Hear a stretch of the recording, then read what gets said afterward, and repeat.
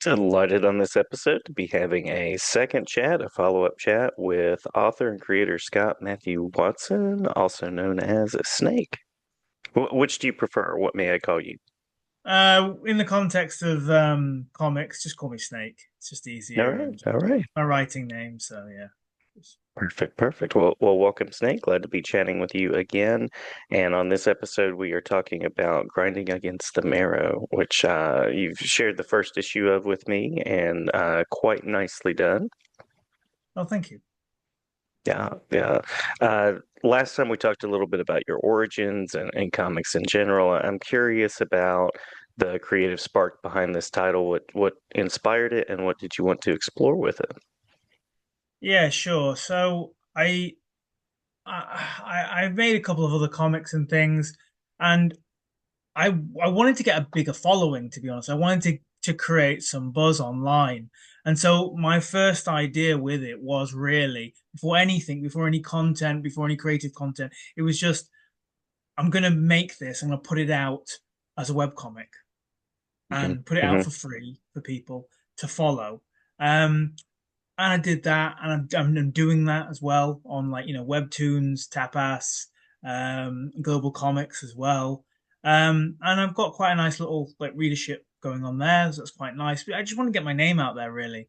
Um, and the turnover time was really quick for it. I just sort of came up with this idea where I was like, why don't I fuse kind of like the kinetic energy of parkour, free running with Hmm.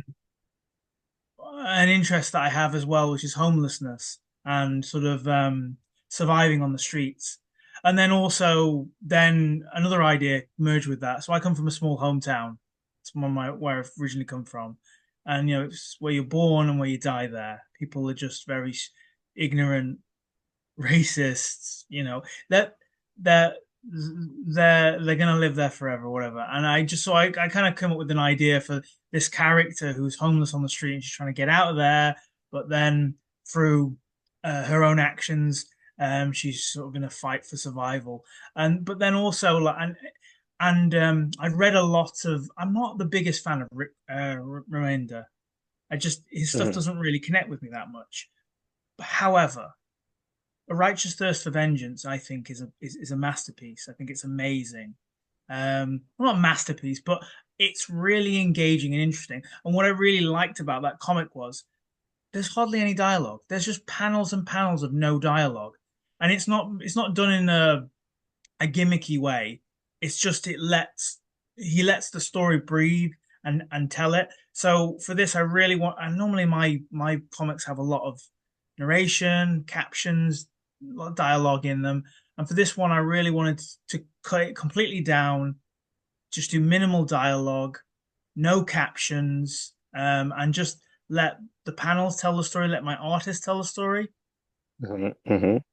Um, but then also because I'm a spoken word artist, I do poetry at in open mic nights and things like that. I wanted to kind of merge those two mediums together, poetry and comics. So I figured, okay, so instead, what I can do instead of not having a window into her mind with the captions, I can have her writing poetry and like crossing it out and stuff, and having that there, and that's like a window into a her backstory, b her what's going on in her head.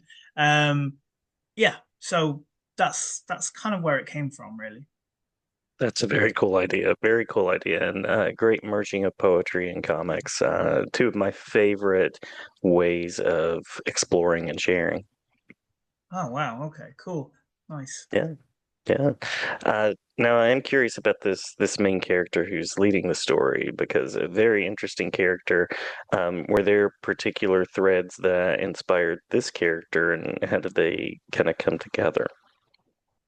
Yeah, I have no connection to like Muslim faith or anything like that, but I don't see it as it's not an exploration to tell a story about it's not an exploration into a faith. She just has that.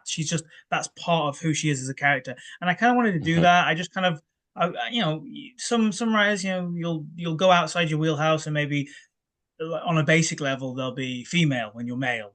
they'll be gay when you're straight, there'll be this, there'll be that, there'll be transgender when you.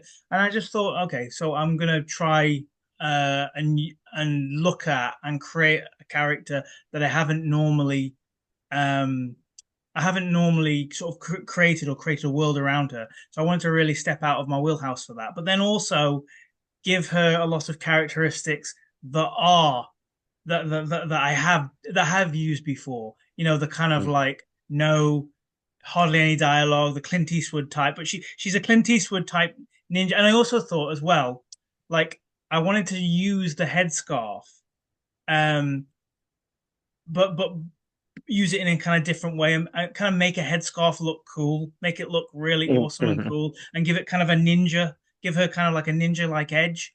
I just wanted to sort of decode these things that we have certain assumptions with and Yeah, change our meaning behind them. And in the form of comics, it's quite versatile. It's a versatile medium, so you can change these certain things and make them look cool or bring something else to them. So yeah, it was me just trying to mess with expectations, I guess. love it, love it. Yeah. Always excited about characters and what you can do with characters visually in comics. Mm. And you're talking about the parkour. So curious about how that worked with your artist and how maybe that went into the artist selection process or the interaction between you two. Sure. Yeah, as I said, it was marrying two initially. It was marrying two massive interests for me. So I just, me and my friends, we'd sit and we watch parkour while having a drink or whatever, and then we put on drum and bass music. And so I've always been interested in parkour, and I kind of wanted to put that in comics. And then at the same time, I wanted to merge in sort of my interest for homelessness as well.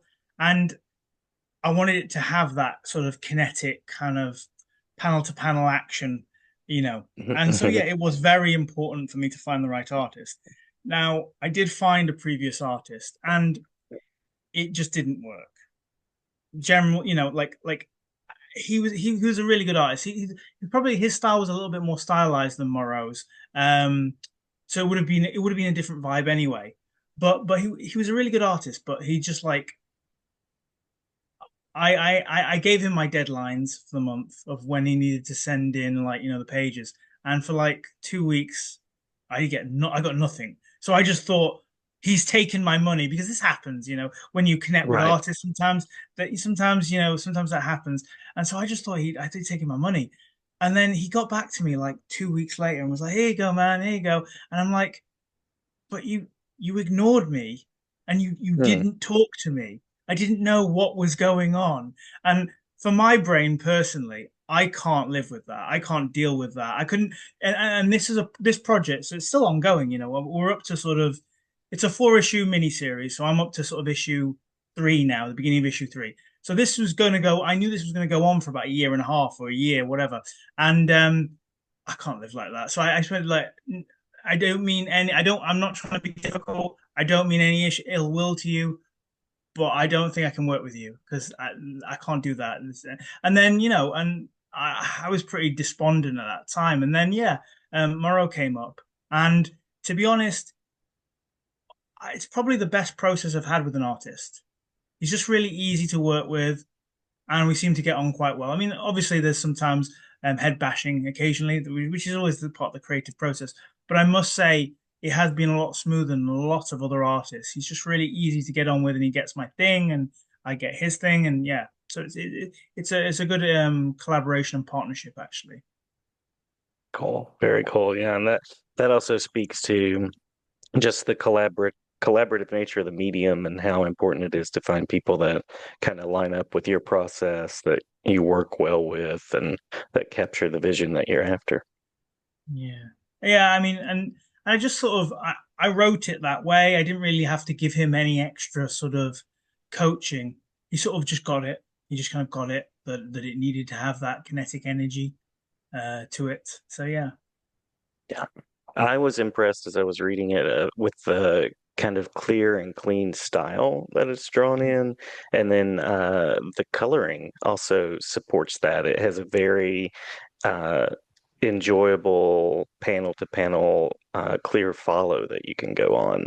So I really enjoyed that part of it too, as well as the character designs. I mean, it started out black and white actually, and like Yeah. because I didn't I wasn't sure if I could afford like to color, and also we were doing it on web comics, and then Mara just kind of did a couple of like a page or 2 pages, and was like, I can do this though.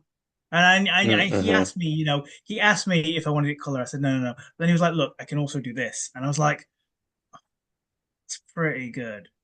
Mm-hmm. I couldn't go back after seeing that. I couldn't go back. And then we found out we were going to be published. And so I sent the comic around and I was like, well, we're just going to have to do it. So we'll keep it going black and white for free for people online with Global Comics, Tapas, and Webtoons. But then, if you want the color version, then, you can buy a digital copy or when it comes out as it's a trade, all four together in a trade, it'll be in print as well. So yeah, so that's what you're kind of paying for, I suppose, that extra color. Yeah, yeah. Marcosia is the publisher, is this right? And so you'll be able to find those copies on Amazon and other such places online. Any particular places that you like to support in that way? Yeah, no, just I think they're adding. I think Marcosia, my publisher, they're adding. They're going to add it to places, but currently at the minute it's sort of Amazon, any sort of American Amazon, UK Amazon, whatever you sort of want, and then also Drive Through Comics, I think, which is another sort of like platform, streaming platform, not streaming, but another sort of reading platform for comics as well online. So you can get it from those two avenues. And to be honest, the first issue it's only £1.79. So if you want it with color, it's a good bargain. But Mm-hmm. the as I said, the graphic novel will be coming out, once we've finished all the issues together. So that'll be probably mid next year, I think. Nice, nice. I was going Mm. to ask about that plan of the four issues and your kind of creative vision for it. Anything that you'd like to mention about what people can expect from the story or any of those aspects before we tell people where to find out more about you? Sure. It gets pretty crazy. I really kind of tried to put Soma, the main character, through the ringer with this one. So it does get pretty bonkers and nuts. I mean, the beginning issue, it's very kind of it's her running away from people, and there's a lot of parkour at the front to engage people's interest. But then afterwards, it gets a bit more complicated. You've got new characters coming in, Juniper, which is like my panda girl. Um, Mm-hmm. she wears like a panda hoodie, and she's really cool. And she kind of her genesis kind of well, mine was from a dark wave synth album. Well, on the front cover, there's a cool girl in a panda costume coming out of a DeLorean, and her genesis came from that. And then my artist, when I gave him like the ideas, he was channeling a lot of Jinx from Arcane, so she Mm-hmm. gets quite sassy and crazy. But yeah, she's a cool character. And yeah, just a lot of issues and problems come up, but also it's a lot more poetry involved in there. I tried to sort of sprinkle in my own sort of poetry that I've written for the comic in there as well. And there's some there's an interesting kind of genre reversal right at the very end that adds something to it. Like at first you think it's just when you look at the comic, it's a gritty slice of life kind of realist comic, Mm-hmm. but it does have a fantasy element at the end. I won't say any more, but there you go. Nice, nice. Well, anywhere that listeners can find out more about you and follow along with what you're creating. Yeah, on Instagram, Snake 87 SMW. Also, I mean, my Facebook, it's got my real name, which is Scott Matthew Watson. But also then on the Marcosia website, the publisher, there's my comic on there as well. So the usual stuff really. Fantastic, fantastic. Did we miss anything that you want to make sure to include about this book or any other projects that you'd like to mention before we close out? No, I think that's kind of everything. I mean, just yeah, it sort of even though even though it started as sort of a web comic. So if you want to read ahead of the issue that's out now, you can go on to Webtoons, Tapas, or Global Comics, find it on there. And we're kind of at issue 3 at the minute. Each episode on there is about sort of five pages, give or take, black and white, but you kind of you get them for free. And then if you like the comic, obviously you can have a look for the color version. But it was always planned that way. So I had the sort of scripting wise, I had it set so the episodes were planned out. But then I also kind of wrote it so that it was the scripts were in sort of 4 issues. So we could put it together in a mini series if we're going to get published. And luckily we were. So yeah. Wonderful, wonderful. Well, always glad to chat with you about creating. I appreciate having the chance to read the work and enjoyed it a great deal. And please do come back anytime. No problem. You have a good day. Thanks a lot.